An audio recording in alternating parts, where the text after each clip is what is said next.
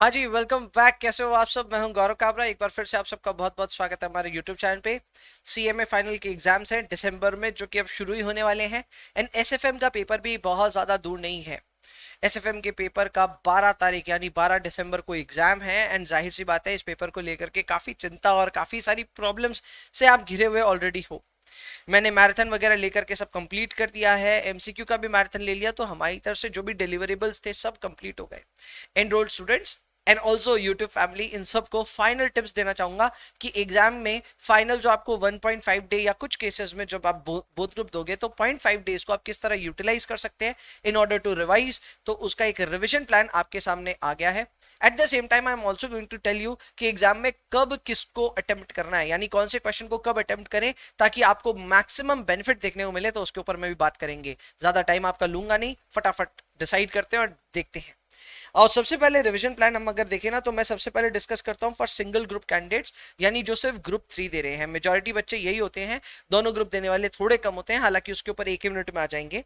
तो भाई जो सिंगल ग्रुप दे रहे हैं उनके पास में पढ़ने को 2 दिन है, एक है 10 दिसंबर, एक है 11 दिसंबर। उससे पहले भी मुझे ऐसा लगता है कि आपने 1-2 दिन दिया होगा एसएफएम को, just before you did law वगैरह, तो आपने डेफिनेटली टाइम दिया होगा उसको। लेकिन फिर भी आपको 2 दिन मिलते हैं, जिसमें मेरे को लगता है पूरे पूरे ही दिन है, क्योंकि 1 बजे एग्जाम कंप्लीट हो जाएगा। By the time you will reach home, तब तक पूरा आधा दिन रहेगा आपके पास में, एंड फिर एक पूरा दिन रहेगा विच विल बी 11। तो इसको कैसे यूटिलाइज करें? तो देखो, 10th को ही आकर के 3 स्लॉट्स में ना, ये स्लॉट्स आप देख सकते हैं, मैंने 2 घंटे का, 2 घंटे का और 2 घंटे का 3 स्लॉट्स बनाए हैं। इसमें मैं चाहता हूं कि आप इजी इजी टॉपिक्स को पहले करके कंप्लीट कर लें। इसमें रिस्की प्रपोजल्स पूरा अच्छे से कर लें, इसमें से क्वेश्चन आएगा और हमको बनाना भी याद रखना। सिक्योरिटी एनालिसिस से 2 क्वेश्चन आएंगे, दोनों बनाने हैं। इसके ऊपर में भी काफी अच्छे से हमने कवर किया था इन अवर मैराथन, तो इसको भी ध्यान रखना। एंड म्यूचुअल फंड्स ऑब्वियसली, अब इसमें मुझे पता है ये 2-2 घंटे का शायद काम भी ना हो, बट फिर भी मैं चाहता हूं कि आप ना फॉर्मूलों के साथ साथ मैक्सिमम सवालों को कवर करें। इस बात को मैं यहाँ नीचे लिख करके लेके आया हूं। मैंने यहाँ लिखा है कि ट्राई करें मोस्ट नंबर ऑफ क्वेश्चंस को ना ऊपर ऊपर से देख लें।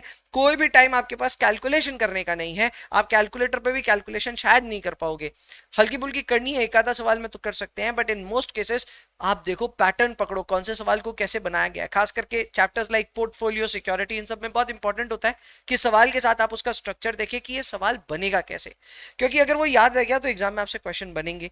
तो 3 स्लॉट में आप पहले ये तैयारी कर लेना। इसमें रिस्की प्रपोजल, सिक्योरिटी और म्यूचुअल फंड्स कवर होते हैं, जिसमें से 28 मार्क्स का आपका कवरेज हो जाता है ऑन डे 1।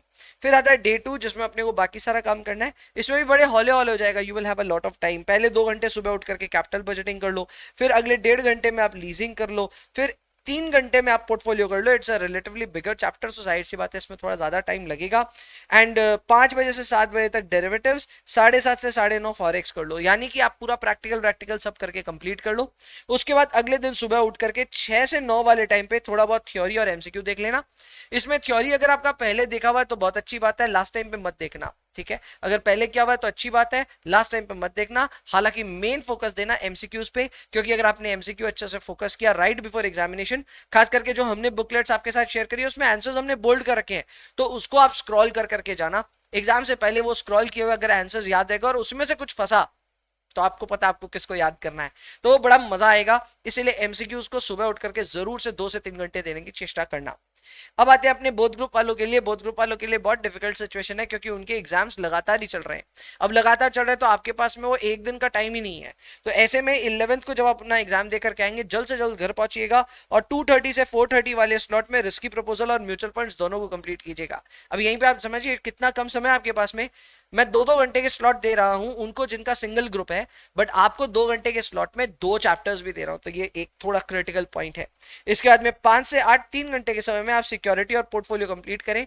इसमें भी आप सोच सकते हैं कि सिक्योरिटी 2 घंटे मैंने दिया पढ़ने को, पोर्टफोलियो 3 घंटे दिया, पर अब दोनों को मिला के 3 घंटे में आपको बोल रहा हूँ रैपअप करने को। क्यों? क्योंकि आप बहुत ग्रुप्स दे रहे हो। एंड फिर 9 से 11:30 वाले टाइम पे आप डेरिवेटिव्स और फॉरेक्स को भी कंप्लीट करके खत्म कीजिएगा। एक बात याद रखिएगा, रात को सोने से पहले अगर आपने अपना मेजोरिटी चंक ऑफ सिलेबस नहीं किया ना, तो आपको बहुत टेंशन होने वाला है, नींद भी नहीं आएगी। इसलिए इन सारी चीजों को कवर टाइमली कर लीजिएगा। फिर अगले दिन सुबह उठ करके, ज्यादा नहीं, सुबह सुबह जल्दी उठ करके आप कैपिटल बजटिंग, लीजिंग एक बार देख लेना। एंड 7 से 9 वाले टाइम पे वही एमसीक्यूज वगैरह अच्छे से देख करके जाना। प्रैक्टिकल्स को लेकर करके मैं इतना ही कहना चाहता हूं कि फॉर्मूले अच्छे से रिव्यू कर लेना एंड जितने ज्यादा क्वेश्चंस हो उन सारे क्वेश्चंस को ऊपर ऊपर से दौड़ा करके देख लेना। For those who have already solved scanner, scanner को पलटाना will be a better solution here. तो स्कैनर अगर आपने पहले से सॉल्व किया हुआ है तो उसको पलटा करके जरूर जाना, that is going to help a lot. अब अपने बात करते हैं भाई यूजफुल रिसोर्सेज में क्या क्या चीजें आपके लास्ट डे काम आ सकती हैं। तो भाई लास्ट डे हमारे काम आने वाली चीजों में ऑब्वियसली मैराथन है। तो मैंने मैराथन पार्ट 1 और मैराथन पार्ट नंबर 2 लिया, दोनों मिला के 12 घंटे का मटेरियल है। तो अगर आपके पास समय है, आप देखना चाहते हैं इन मैराथन्स को, देख सकते हैं, मना ही नहीं है। इसके अलावा मैंने एक एसएफएम का एमसीक्यू मैराथन भी लिया था, जिसको भी आपको देखना चाहिए। ये सारे इसी टर्म में लिए हुए हैं, हाल फिलहाल के हैं, तो आप इनको भी देख सकते हैं। सब मिला के 15 घंटे का कंटेंट है जो मैंने रिविजन के तौर पे आपके लिए लिया है, तो यू कैन वॉच दिस। इसके अलावा अदर रिसोर्सेज में मैंने एमसीक्यू मैनिया बुकलेट है, मैराथन बुकलेट है, इस तरह की बुकलेट्स आपके लिए पहले से रिलीज है। आप एमसीक्यूज के लिए इनको डेफिनेटली फोकस कर सकते हैं and you can use this. इसमें सब आंसर्स बोल्ड किए हुए हैं, तो आपको बहुत फायदा होगा। 2 से 3 घंटे देख के जाना चाहिए। इसके अलावा एग्जाम में सर अटेम्प्ट करने की स्ट्रैटेजी क्या होनी चाहिए? तो देखो, एग्जाम में अटेम्प्ट करने की स्ट्रैटेजी यही होनी चाहिए कि आप फर्स्ट 30 मिनट्स में सिर्फ एमसीक्यूज करें और किसी चीज में ध्यान ना लगाएं। पहले 30 मिनट में 15 एमसीक्यू करना है, ओएमआर शीट भरना है एंड देखना है 30 में से हमारे कितने आते हैं। Most students will do really well in this section. समय ज्यादा लग सकता है, 40 मिनट भी लग सकते हैं, पर ट्राई कीजिएगा 30 मिनट्स में कंप्लीट करने का। इसके अलावा नेक्स्ट 90 मिनट्स की अगर हम बात करें तो नेक्स्ट 90 मिनट्स में हमें 3 बड़े क्वेश्चंस करने होंगे, जिसमें क्वेश्चन नंबर 3, 4 और 5 करना चाहिए। ये सबसे इजीएस्ट लॉट्स में से होंगे एंड इसके क्वेश्चंस हमारे पक्के बनेंगे हमसे। जैसे कि रिस्की प्रपोजल, सिक्योरिटी एनालिसिस बनने वाले सवाल है, म्यूचुअल फंड्स बनने वाले हैं, पोर्टफोलियो भी मेरे हिसाब से ठीक ठाक है। अगर आपने तैयारी अच्छी करी है तो ये भी आपसे बनेगा। मेरे हिसाब से question number 3, 4 and 5 are must do questions, और किसी भी एक एवरेज स्टूडेंट को इन 3 क्वेश्चंस को पहले अटेम्प्ट करना है। तो अगले जो 90 मिनट्स हैं उसमें आप इस पे फोकस कर सकते हैं। अगर आपने इतना कर लिया होगा तो आप अभी तक कंप्लीट कर चुके होंगे 14 इंटू 3 यानी 42 प्लस 30 72 मार्क्स का पेपर इन 2 आवर्स। अब बाकी लास्ट के 1 घंटे में आपको 28 मार्क्स का अटेम्प्ट करना होगा। लास्ट के 1 घंटे में आप नेक्स्ट 30 मिनट जो होगा उसमें क्वेश्चन नंबर 6 या फिर क्वेश्चन नंबर 2 में कोई भी एक क्वेश्चन को अटेम्प्ट कर सकेंगे। डेरिवेटिव्स या फिर मैं उसके साथ में आप कैपिटल बजटिंग, लीजिंग को किसी को भी ऑप्शन में ले सकते हैं। पर अगर आपने इन दोनों ही क्वेश्चन को अटेम्प्ट किया तो आपका डेफिनेटली फॉरेक्स और थ्योरी छूट जाएगा, which is also a good thing.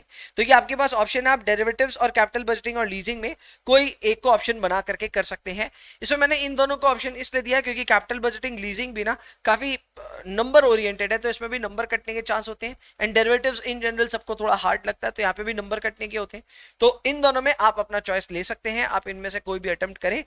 7+7 का ब्रेकअप है दोनों के केस में, so that will be worth while. Last के 30 मिनट्स में या तो आप थ्योरी कर लेना या फिर में आप फॉरेक्स के क्वेश्चंस अटेम्प्ट कर लेना।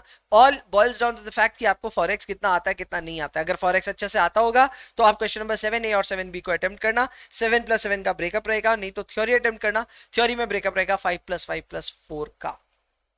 लास्ट मिनट रिमाइंडर्स में यही देना चाहता हूं कि देखो, एग्जाम में बैठने के बाद में ना आपको काउंटिंग अगर करनी है कितने मार्क्स आ रहे हैं, तो प्लीज काउंटिंग यही कीजिए कितने मार्क्स आ रहे हैं, ना कि कितने मार्क्स नहीं आ रहे।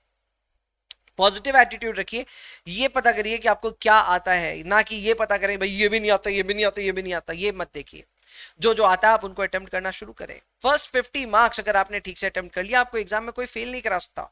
रिसेंटली मैंने पास की गारंटी भी आज चैनल पे अपलोड किया है वीडियो, उसको भी देखना है। एक शॉर्ट वीडियो है, उस शॉर्ट वीडियो में आपको अंदाजा लगेगा कि हाँ यार, किसी भी पेपर में फेल होना ऑप्शन नहीं है। You will definitely pass the exam, पर वो पास करने के लिए कुछ 3-4 बातों का ध्यान रखना होता है, जिसको मैंने पास की गारंटी वाले वीडियो में भी कवर किया है। इसके अलावा अपने टाइम को ऑब्वियसली बहुत अच्छे से यूटिलाइज करें और मैनेज करें। एग्जाम में थोड़ा बहुत मार्क्स का पेपर छूटना कोई बड़ी बात नहीं है। आमतौर पे 14 नंबर तक का पेपर छूटता है लोगों का, पर क्यों ही छूटे।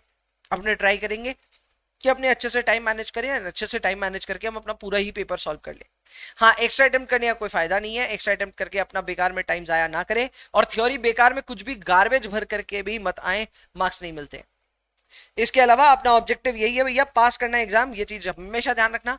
आपको 100 का लाने का मन बड़ा था, लेकिन अगर एग्जाम में आपका जरा सा भी सपना टूटे तो ये बात कम से कम खुद को याद करा देना कि भाई 100 नहीं आ रहा कोई बात नहीं, लेकिन अपने को पास होना अभी भी इस पेपर में। और पास होना है तो आपको उसमें 40, 50, 60 जो भी आप अपने लिए बेंचमार्क बना रहे हैं वो तो लाना होगा, और वो लाना भी अपने आप में एक टास्क है, तो उसका प्लीज ध्यान रखेगा।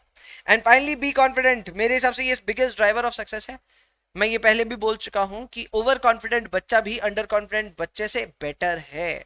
यस, ओवर कॉन्फिडेंस हालांकि कोई बहुत अच्छी चीज नहीं है, लेकिन when it comes to exams confidence बहुत ज्यादा मैटर करता है। अगर आप खुद पे, खुद के प्रोसेस पे, खुद के टीचर के प्रोसेस पे अगर आप अंगुली उठाओगे ना, it will not help you in the exam. क्या एग्जाम में हेल्प करेगा वो ये है कि आप जो पढ़ करके आए हो वो आपके काम आएगा, जो आपके टीचर ने पढ़ाया आपको वो आपके काम आएगा, जो आपने प्रैक्टिस करी वो आपके काम आएगा। अगर आप ये सोच के साथ जाओगे तो कॉन्फिडेंस बढ़ेगा, एंड कॉन्फिडेंस बढ़ेगा तो that will change the entire game for you, और आप सक्सेस वाली ट्रेजेक्टरी में पहुंच जाओगे। सो ये कुछ छोटी छोटी बातें थी जिसका आप मेरे ख्याल से ख्याल रखोगे। With that being said, I wish you all the best. Exam में जाओ और फोड़ो, तब तक के लिए एंजॉय करो एंड प्लीज पढ़ाई करते रहो। Bye bye.